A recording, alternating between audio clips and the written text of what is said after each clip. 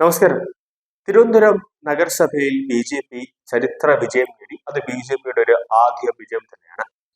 ഈ തദ്ദേശ തെരഞ്ഞെടുപ്പ് തുടങ്ങിയ അന്ന് തന്നെ ബി.ജെ.പി പറഞ്ഞൊരു പ്രധാനപ്പെട്ട കാര്യമുണ്ട്. തിരുവനന്തപുരം നഗരസഭ ബി.ജെ.പി വിജയിക്കുകയാണെങ്കിൽ, ബി.ജെ.പി തിരുവനന്തപുരം നഗരസഭയിൽ അധികാരത്തിൽ വരികയാണെങ്കിൽ 45 ദിവസത്തിനകം പ്രധാനമന്ത്രി നരേന്ദ്രമോദിയെ തിരുവനന്തപുരത്തേക്ക് എത്തിച്ചുകൊണ്ട് തിരുവനന്തപുരത്തിന്റെ വികസന പ്രവർത്തനങ്ങൾ എന്താണ്, തിരുവനന്തപുരത്തിൽ നഗരസഭ നടപ്പിലാക്കാൻ പോകുന്ന വികസനങ്ങൾ എന്തൊക്കെയാണെന്ന് നരേന്ദ്രമോദി തന്നെ പ്രഖ്യാപിക്കുമെന്ന് ആദ്യമേ തന്നെ ബി.ജെ.പി നേതാക്കൾ പറഞ്ഞ കാര്യമാണ്.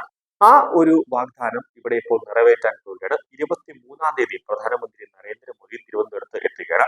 പക്ഷെ ഇവിടെ ഇടങ്കോലിട്ടുകൊണ്ട് നിൽക്കുന്നത് പിണറായി വിജയൻ തന്നെയാണ്.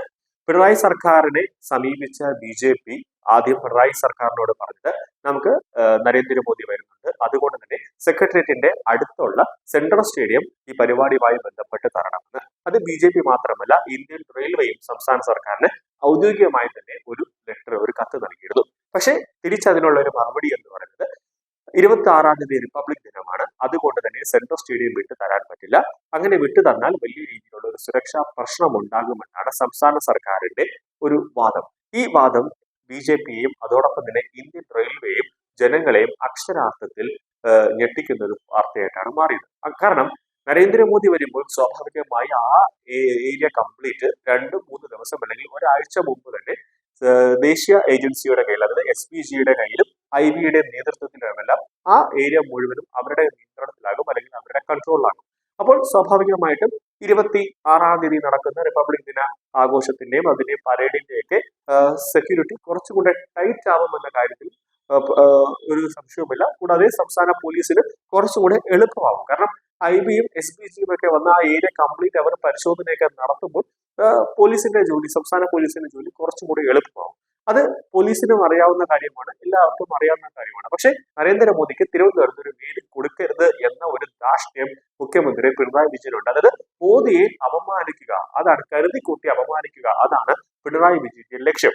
അങ്ങനെ സെൻട്രൽ സ്റ്റേഡിയം കിട്ടില്ല എന്ന് മനസ്സിലായതോടുകൂടി ബി.ജെ.പിയും അതോടൊപ്പം തന്നെ ഇന്ത്യൻ റെയിൽവേയും പറഞ്ഞത്, അങ്ങനെയാണെങ്കിൽ നമുക്ക് കാര്യവട്ടത്തെ ഗ്രീൻഫീൽഡ് സ്റ്റേഡിയം തരണമെന്ന് പറഞ്ഞപ്പോൾ അത് പറ്റില്ല, അവിടെ അറ്റകുറ്റപ്പണികൾ നടത്തുകയാണെന്നും അവിടെ ഇനി കുറച്ച് മാസം കഴിഞ്ഞാൽ അവിടെ T20 ക്രിക്കറ്റ് ഒക്കെ നടക്കുന്നുണ്ട് എന്നൊക്കെയുള്ള ചില മുടന്തൻ ന്യായങ്ങളാണ് പിണറായി വിജയൻ പറഞ്ഞത്. അങ്ങനെയാണ് അവസാനം തിരുവനന്തപുരം നഗരസഭയുടെ തന്നെ നിയന്ത്രണത്തിലുള്ള തിരുവനന്തപുരത്തെ കിഴക്കേക്കോട്ടയിലുള്ള പുത്തിരിക്കണ്ടം മൈതാനത്തിൽ പരിപാടി നടത്താമെന്ന് ബി.ജെ.പിയും ഇന്ത്യൻ റെയിൽവേയും കൂടെ അവസാനം ഒരു നിലയിലേക്ക് കൊണ്ട് അവസാനം ഒരു ധാരണയിലേക്ക് എത്തിച്ചത്. അങ്ങനെയാണ് തിരുവനന്തപുരം നഗരസഭയുടെ കൺട്രോളിലുള്ള പുത്തിരിക്കണ്ട മൈതാനത്ത് 2 പരിപാടികൾ, അതായത് ബി.ജെ.പിയുടെയും അതോടൊപ്പം തന്നെ ഇന്ത്യൻ റെയിൽവേയുടെയും പരിപാടികൾ, അതായത് അവർക്ക് 4 ട്രെയിനുകളുണ്ട്, അതിന്റെ ഔദ്യോഗികമായ ഉദ്ഘാടനമാണ് പ്രധാനമന്ത്രി നരേന്ദ്രമോദി നിർവഹിക്കാൻ പോകുന്നത്. കൂടാതെ റെയിൽവേയുടെ പദ്ധതികളടക്കം ഒരു പ്രഖ്യാപനവും ഉണ്ടാകും.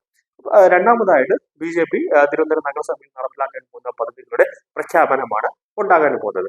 പക്ഷേ ഈ 23-ാം തീയതി നരേന്ദ്രമോദി ഒരു 2 മണിക്കൂർ മാത്രമേ തിരുവനന്തപുരത്ത് ചെലവഴിക്കൂ എന്നാണ് പ്രധാനമന്ത്രിയുടെ ഓഫീസിൽ നിന്നും ഔദ്യോഗികമായി ഇപ്പോൾ അറിയിപ്പ് ലഭിച്ചിരിക്കുന്നത്. അതായത് രാവിലെ 10:30-ക്കാണ് നരേന്ദ്രമോദി പുത്തിരിക്കണ്ടം മൈതാനത്ത് എത്തുന്നത്. തുടർന്ന് 10:45 മുതൽ 11:20 വരെയാണ് റെയിൽവേയുടെ പരിപാടി. 4 ട്രെയിനുകളുടെയും വിവിധ റെയിൽവേ പദ്ധതികളുടെയും ഉദ്ഘാടനമാണ് അദ്ദേഹം നിർവഹിക്കാൻ പോകുന്നത്. പിന്നാലെ അതേ വേദിയിൽ തന്നെയാണ് ബി.ജെ.പി സംഘടിപ്പിക്കുന്ന പരിപാടി. ബി.ജെ.പി ആദ്യമായി ഭരണം നേടിയ തിരുവനന്തപുരം കോർപ്പറേഷന് വേണ്ടിയുള്ള തലസ്ഥാന വികസന പദ്ധതി പ്രഖ്യാപനം പ്രധാനമന്ത്രി ഈ ചടങ്ങിൽ നടത്തുമെന്നാണ് അറിയിപ്പ് ലഭിച്ചിട്ടുള്ളത്. അതോടെ 12:40-ന് അദ്ദേഹം തിരിച്ച് ചെന്നൈയിലേക്ക് പോകും. 23-ന് നടക്കുന്ന പരിപാടിയിൽ റെയിൽവേയും ബി.ജെ.പിയും ആദ്യം സെൻട്രൽ സ്റ്റേഡിയം ഒക്കെ പല സ്റ്റേഡിയങ്ങളും സംസ്ഥാന സർക്കാരിനോട് ചോദിച്ചില്ല. അതായത് സെൻട്രൽ സ്റ്റേഡിയം, അതല്ലെങ്കിൽ തകർച്ച സ്റ്റേഡിയം, അതല്ലെങ്കിൽ ഗ്രീൻഫീൽഡ് സ്റ്റേഡിയം, ഈ 3 സ്റ്റേഡിയമാണ് ബി.ജെ.പിയും ഇന്ത്യൻ റെയിൽവേയും ചോദിച്ചത്. പക്ഷെ ഇതൊന്നും തന്നെ തരാൻ പറ്റില്ല എന്ന ഒരു ധാർഷ്ട്യ നിലപാടിലായിരുന്നു പിണറായി സർക്കാർ നിന്നത്. അതുകൊണ്ടാണ് നഗരസഭയുടെ കൺട്രോളിലുള്ള അവരുടെ അധീനതയിലുള്ള പുത്തിരിക്കണ്ടം മൈതാനത്ത് തന്നെ അവസാനം പരിപാടി നടത്താമെന്നൊരു ധാരണയിൽ ബി.ജെ.പിയും ഇന്ത്യൻ റെയിൽവേയും